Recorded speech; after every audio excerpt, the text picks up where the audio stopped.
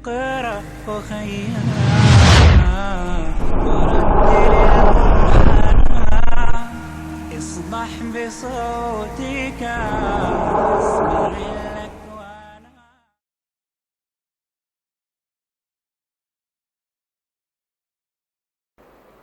إن الحمد لله حمدا طيبا كثيرا مباركا فيه، وأشهد أن لا إله إلا الله وحده لا شريك له، وأشهد أن محمدا عبده ورسوله. أما بعد، فأعوذ بالله من الشيطان الرجيم.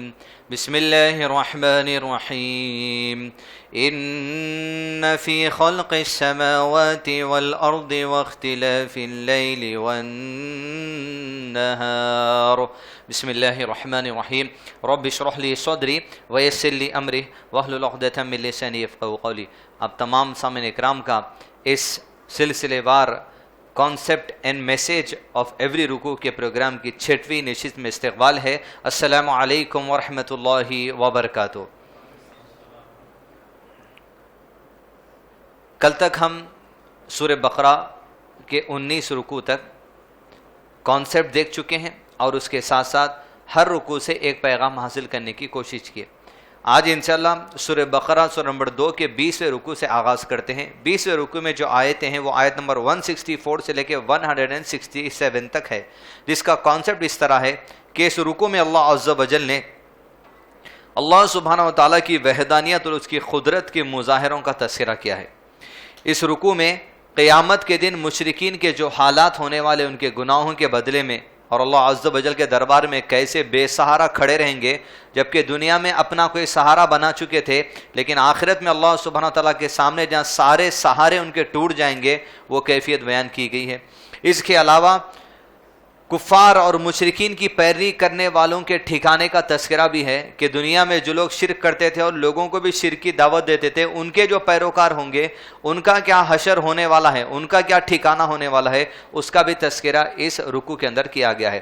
اس رکوع سے جس آیت سے ہم نصیحت قبول کرنے کی کوشش کریں گے وہ آیت نمبر 164 ہے. آیت اس طرح ہے: إن في خلق السماوات والأرض واختلاف الليل والنهار والفلك التي تجري في البحر بما ينفع الناس وما أنزل الله من السماء من ماء فأحيا به الأرض بعد موتها وبث فيها من كل دابة وتصريف الرياح والسحاب المسخر بين السماء والأرض لآيات لقوم يعقلون. ترجمہ اس طرح ہے: بڑی اہم آیت ہے ہمارے لیے اس لیے کہ اس آیت میں ان چیزوں کا تذکرہ اللہ عز و جل نے کیا جو ہم گھر سے نکل کے اب مسجد آتے وقت یہ ساری چیزیں ہم کو دکھتی گئی، پھر مسجد سے نکلتے جب گھر جائیں گے تو ساری چیزیں ہم کو دکھتے رہیں گی. لیکن اب تک شاید ہم پیغام ان چیزوں سے نہیں لے رہے تھے، لیکن انشاءاللہ اب مسجد کے بعد جب نکلیں گے تو یہ ساری چیزیں ہم کو ایک پیغام دیتے رہے گی. وہ پیغام اس آیت سے حاصل کرنے کی کوشش کریں گے. آسمانوں اور زمین کی پیدائش میں، یعنی اللہ عز و جل نے زمین کو پیدا کیا، جو آسمانوں کو پیدا کیا، آسمانوں میں جو جو چیزیں اللہ عز و جل نے پیدا کی، ایسی چیزیں جس کے بارے میں انسان جانتا بھی اور ایسی چیزیں جس کے بارے میں انسان نہیں بھی جانتا، ایسی چیزیں جو اللہ عز و جل نے انسانوں کے سامنے علم کھول کر رکھ دیا، اور ایسی چیزیں جن کا علم اللہ عز و جل نے ابھی بھی انسانوں سے مخفی رکھا ہے. ایسی چیزیں جہاں سائنسداں اپنے ٹیلیسکوپ اپنے جو سو کیمروں کے ذریعے پہنچ چکے ہیں، اور ایسی چیزیں جہاں ابھی ٹیلیسکوپ اور کیمرہ نہیں پہنچ چکا ہے. یہ ساری چیزوں کی تخلیق کرنے والا اللہ عز و جل، اس کو توحید اور ربوبیت کہا جاتا ہے. گویا آسمانوں اور زمین کی جو پیدائش ہوئی ہے اس میں ایک نصیحت ہے تمہارے لیے. پھر اللہ تعالیٰ کہتے ہیں یہ جو کچھ سائیکل ہو رہی دن بھر، صبح اٹھنے سے لے کے شام تک جو کچھ کام کاج چل رہا دنیا کے اندر، جس میں میرا رب کا کچھ اختیار ہے ہی نہیں، وہ سب کچھ میں اللہ تعالیٰ نے تمہارے لیے کچھ نشانیاں، کیا ہے وہ؟ پہلے نشانیاں اللہ تعالیٰ گناتے. آسمان اور زمین کی پیدائش میں، رات دن کا ہیر پھیر ہونے میں، یعنی اب رات ہے یہ دن ہو جائے گی، پھر دن ہے تھا صبح سے اب رات ہو گئی. یہ جو سائیکلنگ چل رہی ہے، جو نظام چل رہا ہے، اس کے پیچھے کون ہے؟ کشتیوں کا لوگوں کو نفع دینے والی چیزوں کو لیے ہوئے سمندر میں چلنا. آپ تو اپنی جگہ آپ کی دکان چلاتے, آپ کی آفس میں رہتے, یا آفس میں کمپیوٹر یا ٹیب کے اوپر بیٹھے ہوئے رہتے, لیکن یہ ساری سائیکل دنیا بھر کے اندر چل رہی ہے. آسمان اور زمین بھی بن چکے, دن اپنی جگہ آتا ہے, رات اپنی جگہ آتی ہے, لوگ کشتیوں میں سوار ہو کر چلتے ہیں. کشتی میں کیا وہ طاقت ہے جو پانی پہ ٹکی رہتی ہے؟ آخر کیا وہ چیز ہے کشتی میں, کیا وہ طاقت ہے اس کے اندر جو ڈوبتی نہیں؟ وہ اللہ عز و جل کی طاقت ہے, نفع دینے والی چیزوں کو لیے ہوئے چلنا اور آسمان سے پانی اتارنا. اللہ تعالیٰ اپنی یہ نظام کو لوگوں کے سامنے بیان کر رہے ہیں. کیا کیا ہو رہا دن بھر؟ تم تو سونے میں ہوتے, یا سحور میں ہوتے, یا افطار میں ہوتے, یا افطار کے پھلوں کاٹنے کی تیاری میں ہوتے ہو, تراویح ہوتی ہے تو تراویح کے بعد سونے کی تیاری میں ہوتے ہو, لیکن یہ سارا نظام اپنی جگہ چل رہا ہے. آسمان سے بارش کا اترنا, مردہ زمین کو زندہ کر دینا. کئی کسان ہیں جو اپنی زمینوں کے اندر کھیتی کی بیج بو چکے, لیکن آسمان سے بارش کے انتظار میں ہے. وہ بارش برسے گی تو وہ زمینیں جو مردہ ہو چکی, اللہ عزل دوبارہ ان کو زندگی بخشے گا, ان سے اناج اگے گا, ان سے پھل اگے گا, ان سے لوگ فائدہ اٹھائیں گے. اس میں ہر قسم کے جانوروں کا پھیلا دینا. پھر زمین ہے تو زمین میں طرح طرح کے جانور ہے, گائے ہے, بکرا ہے, کتا ہے, بلی, ہر طرح کے جانور ہے, جن میں سے کئی جانوروں سے انسانوں کو فائدہ نصیب ہوتا ہے, کئی جانوروں کا انسان اپنا لوڈ اٹھا کر لے کر چلے جاتے ہیں. پھر اس کے بعد اللہ کہتا ہے ہواؤں کا رخ بدلنا.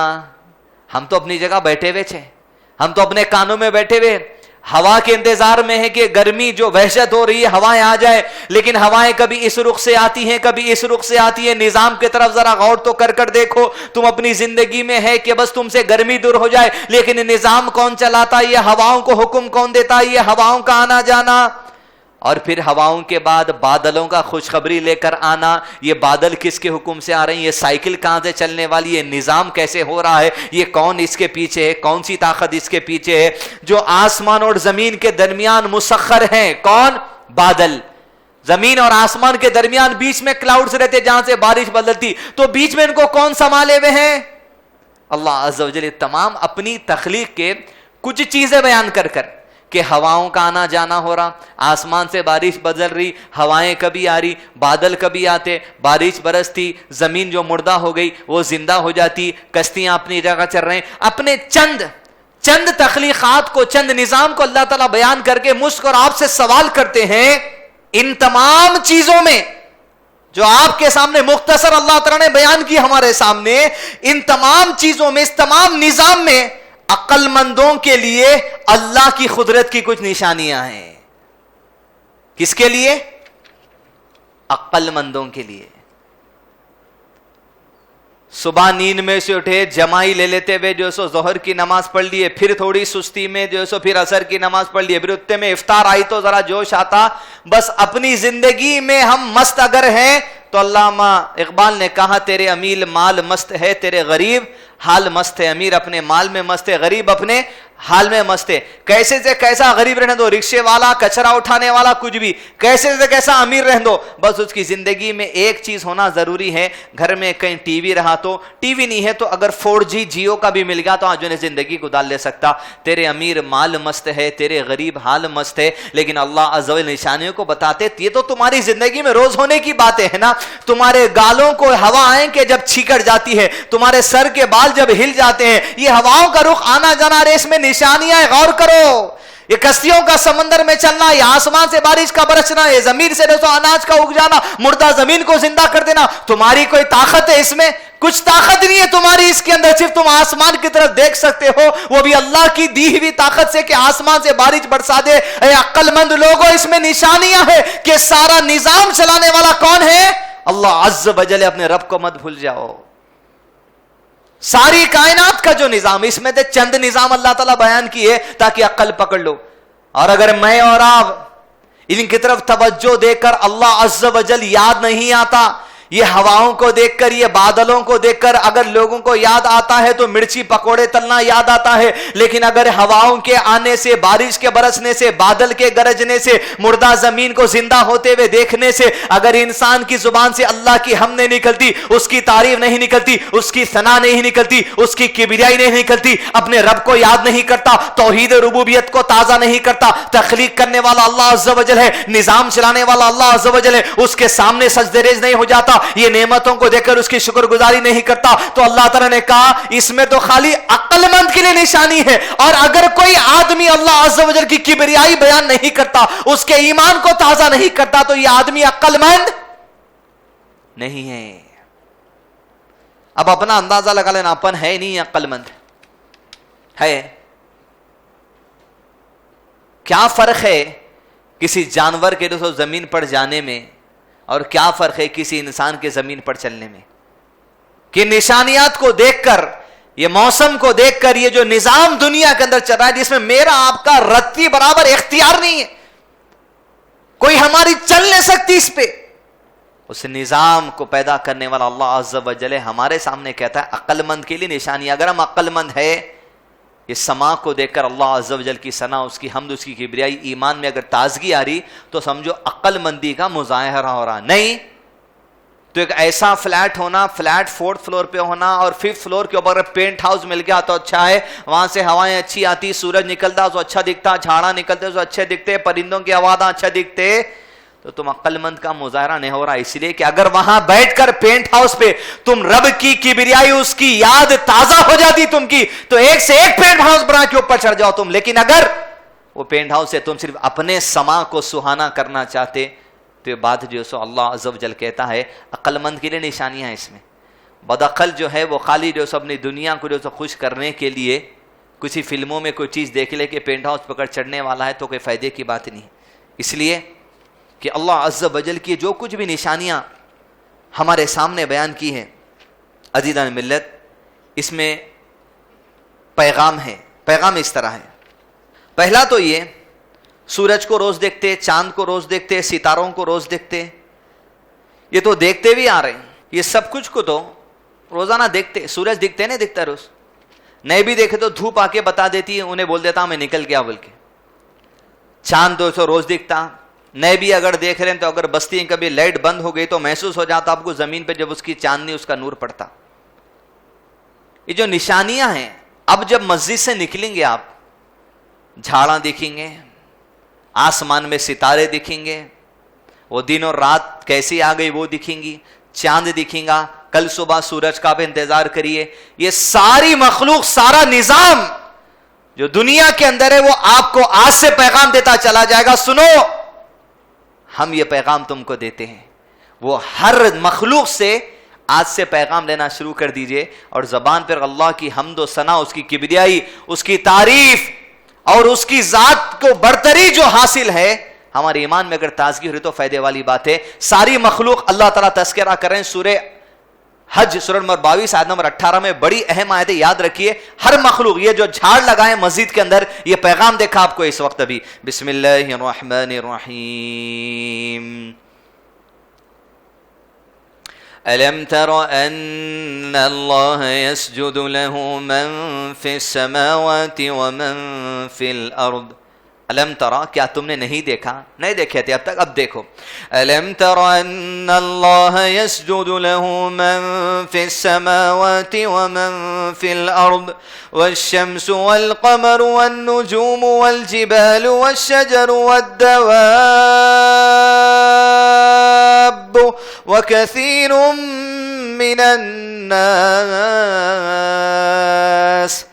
کیا تم نے نہیں دیکھا کہ اللہ کے حضور سجدے میں ہیں، اپنی عبادت کے طریقوں میں ہیں، اللہ عز و جل کی اطاعت میں ہیں، اس کے نظام کے تحت چلتے ہیں، اس کی ذری سی نافرمانی نہیں کرتے، یسجدو سجدے میں ہیں، سارے کے سارے، من فی السماوات والارض، جو کوئی مخلوق زمین اور آسمان کے درمیان ہے، اللہ کے حضور سجدے میں ہے، اس کی عبادت میں ہے، وہ طریقے عبادت جو اللہ نے سکھا دی، وہ عبادت کے طریقہ کرتے ہیں، اس کی حمد و ثنا بیان کرتے ہیں، جو طریقہ بتا دیا اس طریقے پر چلتے ہیں، جو نظام اللہ نے جس کے لیے فکس کر دیا، یہ ساری مخلوق اسی نظام کے تحت چلتی ہے، ذرا سا بھی نہیں ہٹتی۔ کون؟ من فی السماوات والارض، جو زمین اور آسمان کے اندر ہے۔ پھر اللہ تعالیٰ گناتے یہ کون کون ہیں۔ اب ہم کو یہ درس دینے والے ہیں لوگ توحید کا، اللہ کی عظمت کا، اس کی کبریائی کا، اس کی برتری کا، کہ ساری مخلوق یہ سارے نظام جو چل رہا جس سے ہم بے بہرے بن کے زندگی گزارے، اس نظام کے اندر جتنی مخلوق ہے وہ اللہ کو یاد کرتے ہوئے زندگی گزارتی ہے، لیکن افسوس کی بات ہے اس نظام کو دیکھ کر مسلمان عقل مندی کا مظاہرہ نہیں کرتا اور سمجھتا ہے کہ بس دنیا چل رہی۔ پھر اللہ تعالیٰ کہتے ہیں من فی السماوات والارض، جو کوئی آسمانوں میں اور زمین میں اور ان کے درمیان ہے، والشمس، تم سورج کو دیکھو کہ وہ بھی اللہ کے حضور سجدہ کرتا ہے، اس کے نظام کے تحت چلتا ہے، اس کی اطاعت میں ہے۔ رسول اللہ صلی اللہ علیہ وسلم نے فرمایا صحابہ سے کیا تم جانتے ہو کہ روزانہ سورج کہاں پر سجدہ کرتا ہے؟ صحابہ نے کہا اللہ کے نبی صلی اللہ علیہ وسلم اللہ اور اس کے رسول صلی اللہ علیہ وسلم بہتر جانتے ہیں۔ نبی صلی اللہ علیہ وسلم نے ارشاد فرمایا سورج روزانہ اللہ عز و جل کے عرش کے نیچے سجدہ کرتا ہے۔ اللہ عز و جل اس سے اجازت دیتے ہیں کہ آج طلوع ہو جا، تو اللہ عز و جل کے حکم سے روزانہ صبح طلوع ہو جاتا ہے، سن رائز ہو جاتا ہے۔ والشمس، یہاں سجدے سے مراد علماء کرام نے کہا وہ نظام بھی ہے جس کی اطاعت یہ ساری مخلوق اللہ کی کرتی ہے۔ والشمس والقمر، چاند بھی اللہ عز و جل کے سامنے سجدہ کرتا ہے، اس کی اطاعت میں ہے، وہ عبادت کا طریقہ جو اللہ نے اس کو سکھا دیا اس کی عبادت میں ہے۔ والنجوم، سارے کے سارے ستارے جو تم آسمانوں میں دیکھتے ہو سب کے سب اللہ عز و جل کو سجدہ کرتے ہیں، اس کی اطاعت میں ہے، وہی نظام کے تحت چلتے ہیں۔ ارے ایسے تارے جس کو ہم جانتے ہیں، ایسے تارے جس کو ہم نہیں جانتے، سٹارز، گیلیکسیز، ملکی وے، ہر چیز اللہ عز و جل کے تحت چلتی ہے، اس کے نظام کے تحت چلتی ہے، اس کی عبادت کرتے ہوئے چلتی ہے۔ عقل مند لوگوں کے لیے اس میں نشانی ہے کہ ساری مخلوق جب اللہ کی عبادت میں ہے، میں کیوں میرے منہ کو اللہ کی حمد بیان کرنے سے خالی چھوڑ لوں؟ والنجوم والجبال، سارے کے سارے پہاڑ، سارے کے سارے پتھر، پہاڑ کو تم ریزہ کر کے چکنا چور کر کے پتھر بنا دو، پتھر بھی اللہ کی اطاعت میں ہے۔ والجبال والشجر، یہ سارے کے سارے درخت اللہ کے حضور سجدے میں ہیں، اس کی عبادت میں ہیں، اس کے نظام کے تحت چلتے ہیں۔ والدواب،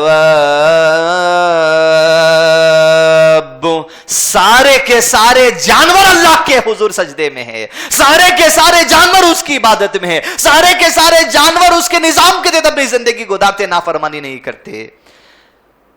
اب بڑا اہم نقطہ ہے، وَكَثِيرٌ مِّنَ النَّاسِ، کثیر جو ورڈ اس آیت میں آیا یہ ستاروں کے لیے نہیں آیا، کثیر بولتے اکثر، میکزیمم، وَكَثِيرٌ یہ ستاروں کے لیے نہیں آیا، مطلب پورے اللہ کی اطاعت میں۔ کثیر جبل پہاڑ کے لیے نہیں آیا، پورے کے پورے پہاڑ ہے۔ کثیر والشجر یہ درخت کے لیے نہیں آیا، پورے کے پورے درخت جو سو اللہ کی بندگی میں لگے ہوئے ہیں۔ وَكَثِيرٌ مِّنَ النَّاسِ، کثیر لفظ اگر آیا تو انسان کے ساتھ آیا، بہت سے انسان ایسے ہیں جو اللہ کی عبادت میں سجدے میں ہیں، لیکن کچھ ایسے ہیں جو اللہ کو سجدہ نہیں کرتے۔ کس آیت سے ہم درس لے رہے ہیں؟ زمین اور آسمان کی تخلیق میں، رات اور دن کے آنے جانے میں، ہواؤں کے چلنے پھرنے میں، سورج کے نکلنے میں، چاند کے نکلنے میں، تاروں کے نکلنے میں، ہواؤں کے آنے میں، بارش کے ہونے میں، بادل کے آنے میں، مردہ زمین زندہ ہو جانے میں، عقل مند لوگوں کے لیے کیا ہے؟ نشانیاں ہے کہ ساری تخلیق کرنے والا اللہ عز و جل ہے۔ یہ ساری کائنات بنانے کا، اس کی تخلیق کا مقصد عبادت ہے، اور اللہ نے یہی کہا کہ ہم نے جنات اور انسان کو پیدا کیا محض کس کے لیے؟ ہماری عبادت کے لیے۔ ارے آزو بازو ساری مخلوق تو اس کی عبادت میں ہی ہے، کائنات کا مقصد عبادت ہے، ہر مخلوق عبادت میں ہے، لیکن انسان ہے جو اکثر عبادت میں، لیکن کچھ ہے کہ عبادت نہیں کرتے۔ تو ہم وہ کچھ میں نہ ہو جائیں، اللہ ہم کو ان لوگوں میں شامل نہیں کرنا جو تیری عبادت سے اعراض کرتے، آمین۔ وَكَثِيرٌ مِّنَ النَّاسِ، تو عزیزان ملت، اللہ عز و جل کی عبادت ساری مخلوق کرتی۔ ہمارے پاس کیا ہے؟ دنیا دیکھنے کا ایک نظریہ بن گیا، ہوائیں آنا بھائی، بارش برس سے تو دکھنا بھائی، ایسی بالکنی ہونا، اس کے میں ایسی بڑی کھڑکی ہونا۔ ہمارا نظریہ دنیا دیکھنے کا فلمی ہے، ایڈورٹائز آتا ہے ٹی وی کے اندر، मलेशिया, ट्रूली एशिया, ऊपर से हेलीकॉप्टर से ले रहे हैं कैमरा, मलेशिया के पहाड़ बता रहे हैं, पानी बता रहे हैं, वहां आ जाइए, ऑस्ट्रेलिया आ जाइए, दुबई आ जाइए, फला जगह आ जाइए, हर चीज बुलाई जाती है अल्लाह की तख्लीक का वास्ता देकर। लेकिन अल्लाह की तख्लीक तुमको अल्लाह की इबादत का वास्ता देती है, उसकी फरमाबरदारी का वास्ता देती है, उसकी इबादत का वास्ता देती है। और तुम वो भूल के पहाड़ों पे बैठ के शराब पीने, नहरों के पास बैठ के जिना करने, पानी के चश्मों के पास बैठकर जुआ खेलने, तुम अल्लाह की तख्लीक जो इबादत में है उन जुगाओं को अपनी नाफरमानी के लिए इस्तेमाल करते हो। मुल्क बुलाते हैं, टूरिज्म इंडस्ट्री तुमको बुलाती है, किस लिए बुलाती है? अल्लाह की तख्लीक का वास्ता देकर। हमारे पास ऐसे पहाड़ है, हमारे पास ऐसा वाटरफॉल है, हमारे पास आप स्काई स्क्रैपर से फला ही है, आइए। फिल्मी, ये फिल्मी नजरिया नहीं रहना। शाहरुख खान का नजरिया, पीछे से बैकग्राउंड म्यूजिक चल रही, बस झाड़ों में घूमते जा रहे हैं, वैसा नहीं समझ सकते। अल्लाह की किबरियाई उसकी आयत से समझना चाहिए। अल्लाह अज़्ज़ व जल क्या तालीम देता है अक्लमंद लोगों के लिए, तो निशानियां हैं यारो भाई। ये सारी मखलूक में क्या फिल्मी अंदाज में तुम जिंदगी गुजार रहे हैं अपनी। तख्लीक का एक और एक अल्लाह, हम तो समझते ना इनकी बोली, लेकिन अल्लाह ताला जानवरों की बोली में समझा। अल्लाह की मखलूक में क्या तौहीद है आप देखिए। सुलेमान अलैहिस्सलाम के दरबार में उनका एक अटेंडेंट जो विजिटर जो आपके दरबार में रहता था, हुदहुद होपो आया, कौम सबा के पास से देखा ये सूरज की इबादत कर रहे हैं। रिपोर्ट लेके आया सुलेमान अलैहिस्सलाम के सामने। तौहीद जिसके अंदर है, मखलूक अल्लाह अज़्ज़ व जल की, सोचिए जानवरों में कैसी इबादत है, ऐसी है। वजदतुहा व कौमहा यसजुदून लिश्शम्सि मिन दूनिल्लाहि व ज़य्यन लहुमुश शैतानु अअमालहुम फसद्दहुम अनिस सबीलि फहुम ला यहतदून। हुदहुद आया और कहा, ऐ सुलेमान, मैंने उसे और उसकी कौम को अल्लाह अज़्ज़ व जल को छोड़कर सूरज को सजदा करते हुए पाया। शैतान ने उनके काम उन्हें भले करके दिखला दिए, ये सही राह से रोक दिया है, बस वो हिदायत पर नहीं आते। ताज्जुब देखिए आप, जानवर ताज्जुब कर रहा जब इंसानों को देख रहा कि इंसान अल्लाह अज़्ज़ व जल की छोड़ के उसकी मखलूक की इबादत कर रहे हैं, जबकि वही सूरज अल्लाह को सजदा करता है। अफसोस कि इंसान सूरज को सजदा करने वाला बन गया। तो जानवर जब परिंदे उड़कर जाएंगे हमारे सामने से, उनके अंदर अल्लाह अज़्ज़ व जल की इताअत है। इसलिए अल्लाह ने कहा वदाब्बा, सारे जानवर अल्लाह की इबादत में जिंदगी लगा दिए। वो चिड़ियां जो आपके घर पर बैठ जाती हैं, वो कबूतर जो आपकी गाड़ियों पर बैठ जाते हैं, हर परिंदा हर मखलूक आपको दर्श देगा ये कायनात की तख्लीक अल्लाह की इबादत के लिए है बस। वह कसीर मिनन नास, बहुत से हैं जो अल्लाह की इबादत तरीके जानते, लेकिन कुछ है जो अल्लाह की इबादत तरीके अडॉप्ट नहीं करते। तो दुनिया को देखने का नजरिया फिल्मी ना हो, दुनिया को देखने का नजरिया उन हुकूमतों के जैसा ना हो जो हमें टूरिज्म के नाम पर बुलाते हैं। दुनिया को देखने का नजरिया ऐसा हो कि अल्लाह ताला अज़्ज़ व जल कहते हैं अक्लमंद के लिए निशानियां हैं। आखिरी नसीहत शेख सालिह अल फौज़ान हफिज़हुल्लाह टूरिज्म के बारे में नसीहत करते उम्मत के लोगों को। वो लोग जो मलेशिया निकल जाते, दुबई निकल जाते, अपने बैग पैक करके छुट्टियों के अंदर, कोई ऑस्ट्रेलिया चलेगा, कोई यूके चलेगा, कोई यूएस चलेगा, ये भाई देखने के लिए जरा जाएंगे। शेख सालिह अल फौज़ान ने कहा, पूछा गया क्या कुफ्फार की जमीनों पर ऐसी जमीनें, ऐसे मुल्क जहां पर कुफ्फार हुकूमत करते हैं, जहां का कल्चर ठीक नहीं है, जहां पर यहूदियत चलती, ईसाई चलती, शराब चलती, नाच गाना चलता, बेहुदा काम चलता, शिर्क चलता, क्या ऐसी जगहों पर छुट्टी मनाने के लिए जा सकते? शेख ने कहा it is not permissible to travel to the lands of कुफ्र because this poses a threat to once अकीदा and morals and because it involves mixing with the कुफ्फार and living among them. कहा ऐसी जगहों पर जाने के लिए जो कुफ्फार हुकूमत करते हैं तुम्हें जाने की जरूरत नहीं, इसलिए तुम वहां जाओगे तो कुफ्फार के साथ मिक्सिंग होंगी, उनके लिए होटलें रहेंगी, उनकी शराब रहेगी, उनका निजाम रहेगा, उनका कल्चर रहेगा, उनके तुम पिकनिक स्पॉट समंदर के बाद भी चले जाओगे तो उनका निजाम रहेगा। खास तौर पे पिकनिक के इरादे से दूसरे मुल्कों को जाना, शेख ने कहा जरूरत नहीं है तुमको। आगे कहा travelling for the sake of tourism is not permissible because the Muslim has no need for that and it does not serve an interest that matches or outweighs the harm and danger that it poses to his religion, commitment and aqeedah। کہا تمہیں ضرورت ہی نہیں ہے اس بات کی کہ خاص اپنی چھٹیاں منانے کے لیے کسی ایسے ملک میں جاؤ جہاں کا لوگوں کا عقیدہ صحیح نہیں ہے، ان کے اندر توحید نہیں ہے، ان کا کلچر صحیح نہیں ہے، شراب نوشی ہے، زنا ہے، جوا ہے، کھیل ہے، کود ہے، حرام کاری ہے. ایسی جگہ تم کو جانے کی ضرورت ہی نہیں تمہارے عقیدے کو دھکا پہنچا دے. اس لیے کہ جاتے سیدھا آئے خود ذرا ہل لیتے آتے لوگ، کان کو واک مین آ جاتا، آئی پیڈ آ جاتا، جوتے ذرا ہلتے رہتے، پیراں ذرا ہلتے رہتے. یہ ایسے کام کرنے کی ضرورت نہیں ہے. ٹورزم کے لیے خاص طور پہ ایسی جگہ جا کے آپ کا دل لگانے کی ضرورت ہے جہاں پر کفر چلتا.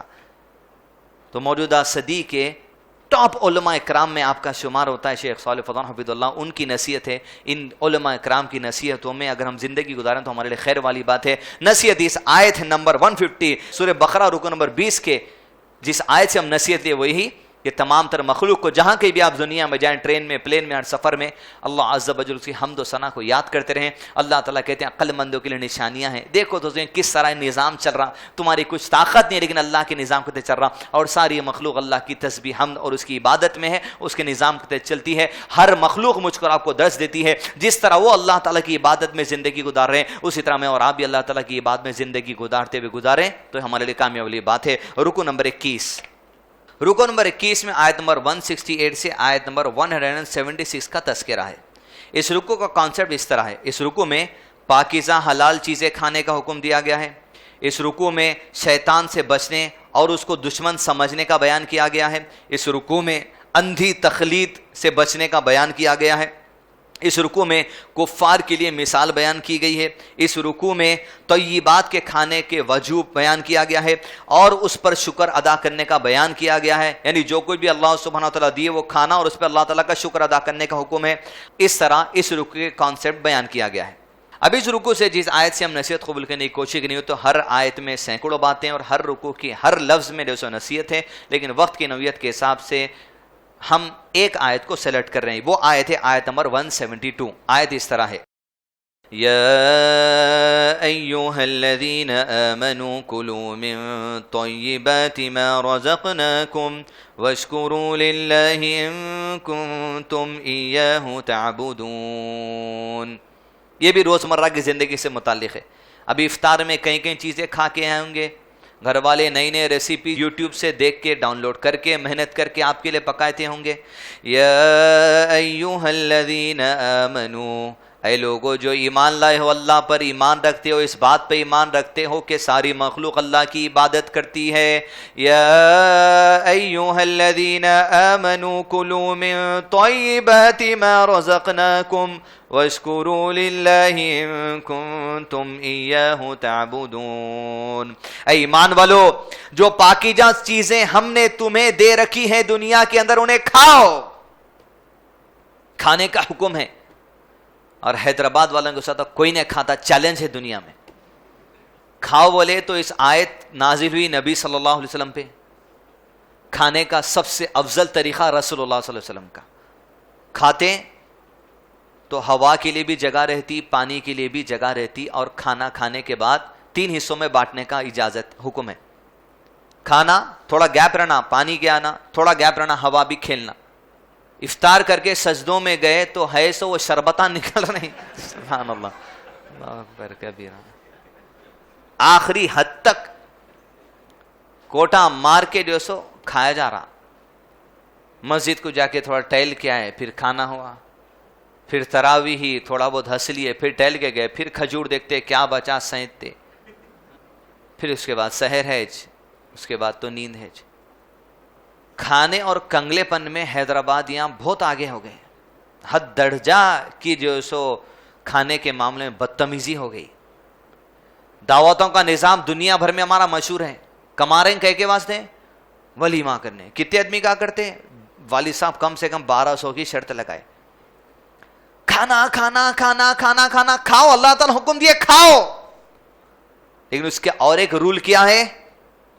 واشکروا للہ، جو اللہ تمہیں کھلائے اس پہ اس کی شکر گزاری بھی بجا لانا. نبی صلی اللہ علیہ وسلم دوپہر کا وقت اپنے گھر سے نکلے. دھوپ کا وقت، عرب کے لوگ گھر کے باہر نہیں نکلتے تھے. وہ مسجد نبوی کے باہر آپ صلی اللہ علیہ وسلم نکلے. ان سے پہلے ابو بکر صدیق گھر کے باہر نکلے. دوپہر کا وقت تھا. کچھ دیر ہوئی کہ ابو بکر صدیق وہیں کھڑے تھے. عمر رضی اللہ عنہ آئے, پوچھا ابو بکر تم کیوں آئے؟ کہا کچھ نہیں بس یوں ہی. عمر نے پوچھا ابو بکر بتاؤ کیوں آئے؟ کہا بس بھوک برداشت نہ ہو سکی, گھر سے نکل آیا, گھر میں بھی کھانے نہیں تھا کچھ. ابو بکر نے پوچھا عمر تمہارا کیا ہے؟ کہا جو تمہاری وجہ میری وجہ بھی وہی ہے. یہ لوگ جو اللہ عز و جل کی راہ میں لاکھوں کروڑوں روپیہ لٹانے والے, کبھی کبھی ایسا بھی آ جاتا تھا ان کی زندگی میں. وہیں ٹھہرے کہ آپ صلی اللہ علیہ وسلم آئے, دونوں کو دیکھا, پوچھا تم دونوں کیوں؟ کہا اللہ کے نبی صلی اللہ علیہ وسلم یہ وجہ تھی, آ گئے. کہا آپ کی کیا وجہ؟ کہا جو تم دونوں کی وجہ وہی وجہ میری بھی ہے. اللہ کے نبی صلی اللہ علیہ وسلم دونوں کو لے گئے ابو ایوب انصاری رضی اللہ عنہ کے مکان پہ, جو انصاری تھے.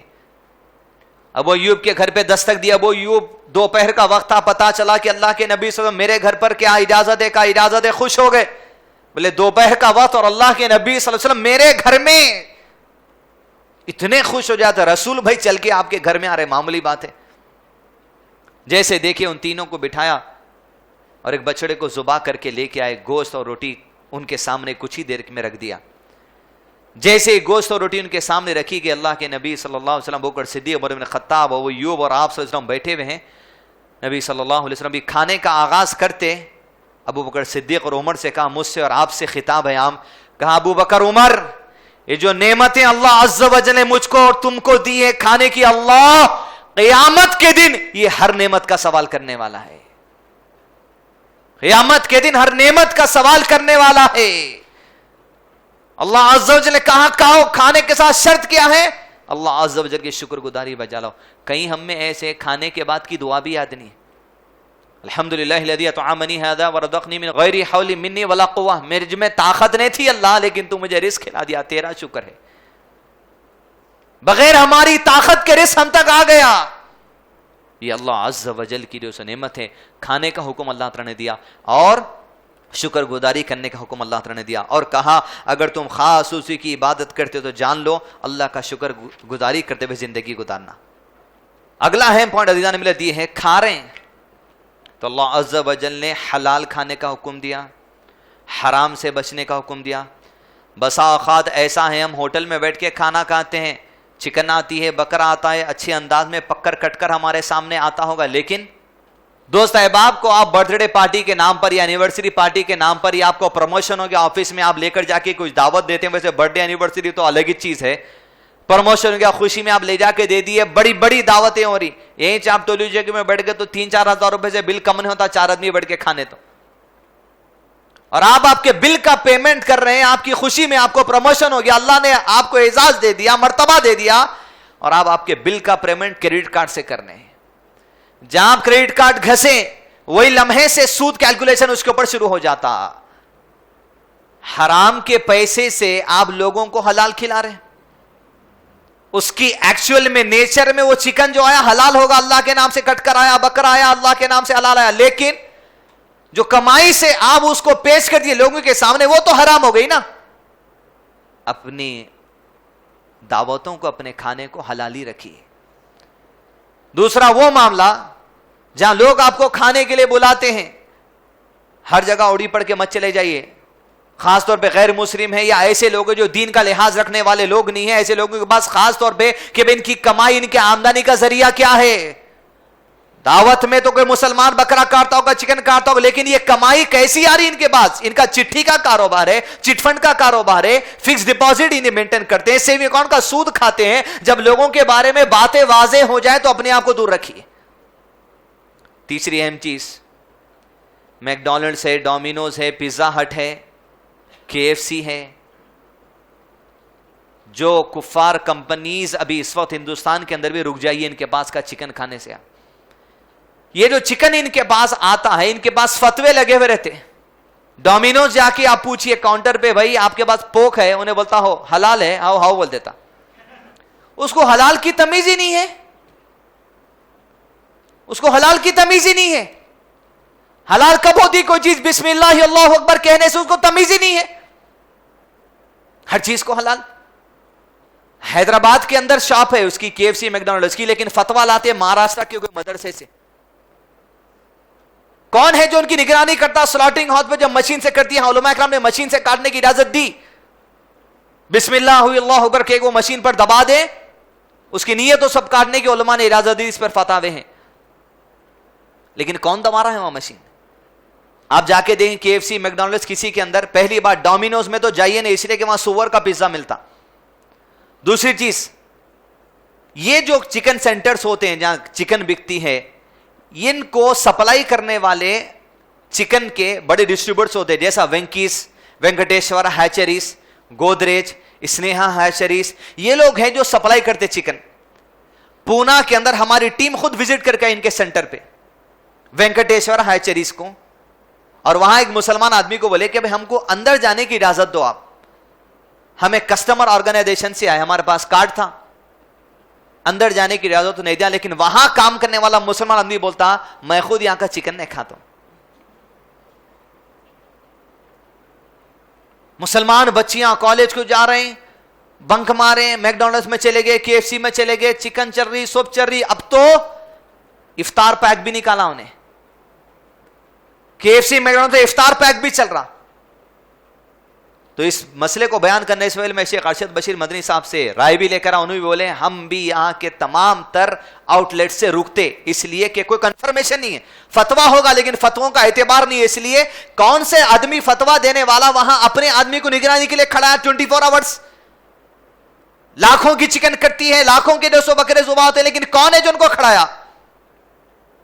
خود الکبیر کے جو مالک ہے، جس میں ایک مسلمان صاحب بھی پارٹنر ہے، وہ خود کہتے ہیں کہ میں خود تین ٹیمز کو کھڑایا حلال ہو رہا نہیں ہو رہا دیکھنے کے لیے بس.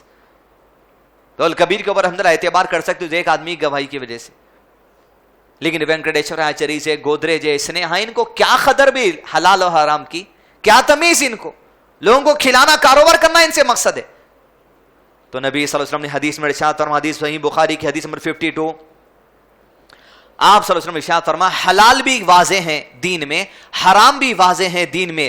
حلال اور حرام کے درمیان ایک چیز ہے جو شک والی ہوتی ہے، حلال و حرام کے درمیان ایک چیز ہے جو شک والی ہوتی ہے، جس کو بہت سے لوگ نہیں جانتے. پر جو شک کرنے والی چیزوں سے اپنے آپ کو بچا لیا، اس نے اپنی ایمان اور عزت کو بچا لیا.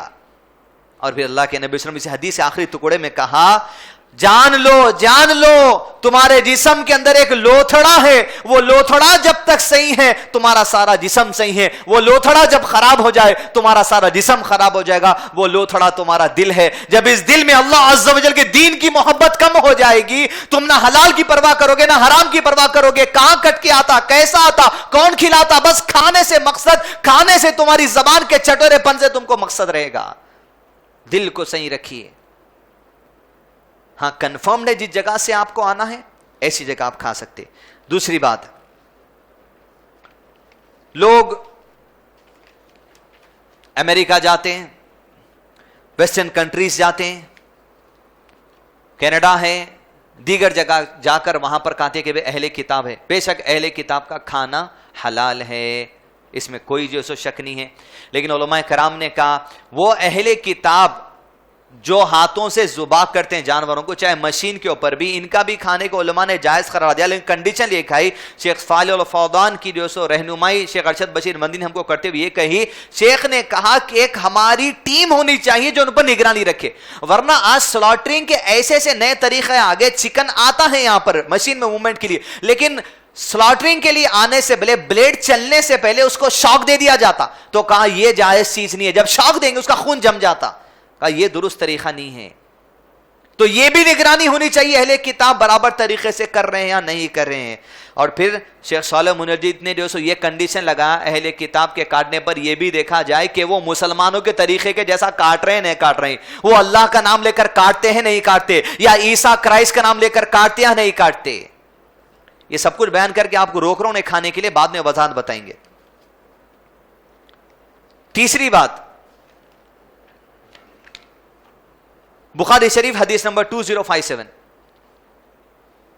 گوشت آتا ہمارے پاس، اللہ تعالیٰ کا نام ہے نہیں اس پہ ہم کو معلوم نہیں ہے، لیکن یہ کنڈیشن 3 لوگوں کے لیے، مسلمانوں کے لیے، یہود کے لیے، نصارہ کے لیے، 3 طرف سے اگر آپ کا گوشت آیا یا آپ کھانے جا رہے ہیں تو یہ حدیث دلیل بن سکتی ہے، جس کو علماء دلیل بناتے ہیں، لیکن اس کے نیچے بھی وضاحت ضروری ہے۔ حدیث بخاری شریف 2057، کچھ لوگ نبی صلی اللہ علیہ وسلم سے آ کر کہے اللہ کے نبی صلی اللہ علیہ وسلم ہمیں لوگ تحفے میں گوشت بھیجاتے ہیں، ہمیں پتا نہیں کہ وہ گوشت پر اللہ تعالیٰ کا نام لیا گیا ہے یا نہیں لیا گیا ہے۔ تو آپ صلی اللہ علیہ وسلم نے نصیحت کی جب وہ گوشت تمہارے پاس آ جائے تو تم اس پر اللہ کا نام لے کر کھا لو، بسم اللہ کہہ کر کھا لو۔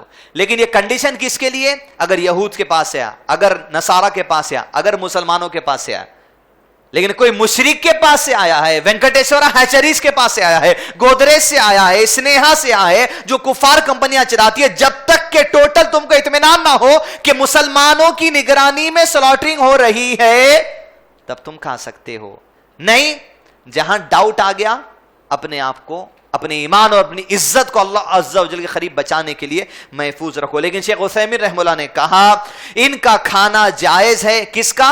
یہود نصارہ، وہ کمپنیز میں، ویسٹرن کنٹریز میں جو گوشت کٹ کر آتا ہے جہاں پر اہل کتاب کاٹتے ہیں، اور اگر تم کو پتا نہ بھی نہ ہو کہ اس کے اوپر اللہ کا نام لیا گیا نہ لیا گیا، تمہیں پوچھنے کی ضرورت نہیں ہے کہ کس سسٹم سے کاٹا گیا۔ شیخ عثیمین نے اس بات کی اجازت دی، اس لیے کئی عرب کے لوگ کینیڈا، ویسٹرن کنٹریز میں اس فتوے کی بنا پر کھاتے ہیں۔ لیکن شیخ صالح الفوزان نے کہا لیکن پھر بھی تمہارے دل کے قرار کے لیے، اطمینان کے لیے، اگر مسلم کمیونٹی ایک ممبرز ہمارے ہونے چاہیے جو ہمیشہ ان کو وجل کرتے رہیں کہ بھئی صحیح مطابق ہو رہا ہے نہیں ہو رہا ہے، اس لیے کھانے کا مسئلہ ہے، حلال کھانے کا مسئلہ ہے، حرام سے بچنے کا مسئلہ ہے۔ نیکسٹ، پھر شیخ بن باز کا فتویٰ ہے جو ہم کچھ دن پہلے پڑھے، بے نمازی کا ذبیحہ حرام بولے، جو ڈیلیبریٹ صلاح کو چھوڑ دے، صلاح کا انکار کرتا ہے۔ تو اس طرح تمام تر یہ چکن وغیرہ کھانے میں جو اس طرح کے کمپنی سے آتے ہیں، مجھ کو اور آپ کو یہ نصیحت ذہن میں رکھنی چاہیے کہ کسی بھی چیز کو ہم حرام نہیں بول دینا۔ KFC میں جا رہے ہیں کہتے ہیں ہم یہاں سنیں الاسر میں بیان حرام حرام بول دے رہے ہیں۔ علماء نے کہا کسی بھی چیز کو حرام قرار دینے کے لیے شک وجہ نہیں بن سکتی، ہم کو ڈاؤٹ ہے، ڈاؤٹ کی وجہ سے آپ حرام قرار نہیں دے سکتے۔ لیکن شیخ اور علماء کرام نے یہ کہا کہ تم اپنے احتیاط کے لیے اگر بچنا چاہو تو تمہارے لیے بہتر، اگر تم اوائڈ کر لو تو کر لو، لیکن حرام کے فتوے اپنے آپ کو دیتے مت پھرو، نہ دوسروں پہ دیتے پھرو، اس لیے کہ حرام کا فتویٰ دینا یہ علماء اکرام کا کام ہے۔ لہذا مجھ کو اور آپ کو چاہیے جب اس طرح کی باتیں جہاں ڈاؤٹ ہیں ہم اپنے آپ کو محفوظ رکھیں۔ وہی چکن ہم بھی گھر میں بنا سکتے، بڑے میاں مسالے بول کے ایک آتا، بننے میاں نواب، اس کا کرسپی چکن کا مسالہ لیے KFC کے جیسی بنتا گھر کے اندر۔ تو اپنے پاس کے جو سو اس طرح حرام سے بچنے کے لیے کیا ان کا کھانا ضروری ہے؟ ڈاؤٹ ہے کسی چیز میں، رسول اللہ صلی اللہ علیہ وسلم نے کہا جو شک والی چیزوں سے بچ گیا اس نے اپنے ایمان اور عزت کو بچا لیا۔ تو جس چیز میں شک ہے اس سے اپنے آپ کو بچنے کی کوشش کریں، لیکن حرام کے فتوے ہم کسی بھی کے اوپر لگانے کی کوشش نہ کریں تو ہمارے لیے بہتر بات ہے۔ یہ علماء کرام کا کہا ہے۔ جو رکو نمبر 21 سے جو ہم نے نصیحت لی وہ یہ کہ اللہ عز و جل نے جو چیزیں تم پر حلال کی ہیں اسے کھاؤ، مگر تمیز سے، حیدرآبادیوں کے جیسا بدتمیزی سے نہیں، پلس کوئی تمیز سے کہا رہا حیدرآباد میں ویل اینڈ گڈ، اور کہا شکر ادا کرو اللہ عز و جل کا۔ اور نبی صلی اللہ علیہ وسلم نے کیا کہا؟ ہر نعمت کے بارے میں تمہیں سوال کیا جانے والا ہے، تو جو سو ڈاؤٹ والی چیزوں سے بچے۔ یہاں جتنے اسٹورز ہیں جو کفار چلاتے ہیں، کفار سپلائرز ہیں، ان سے احتیاط کریں تو ہمارے لیے بہتر بات ہے۔ حرام ہے یہ ہم نہیں کہتے، لیکن آپ اپنے مطمئن ہونے کے لیے، اطمینان کے لیے اگر کچھ ریسرچ بھی کرنا چاہتے کریے، ہم خود ریسرچ اس بات کا کر آئیں، یا تو کفار کی بات کا کوئی اعتبار نہیں ہے۔ ربنا لا تزغ قلوبنا بعد إذ هديتنا وهب لنا من لدنك رحمة إنك أنت الوهاب وآخر دعواهم أن الحمد لله رب العالمين. اقرأ أخيا ورتل القرآن، اصبح بصوتك اسمع الأكوان. اقرأ كلام الله داوي نفوسنا لنحس في أعماقنا الإيمان. من فؤاد كالحجارة قسوة فإذا وعى القرآن حينا لانا. كم من فؤاد كالحجارة قسوة فإذا وعى القرآن حينا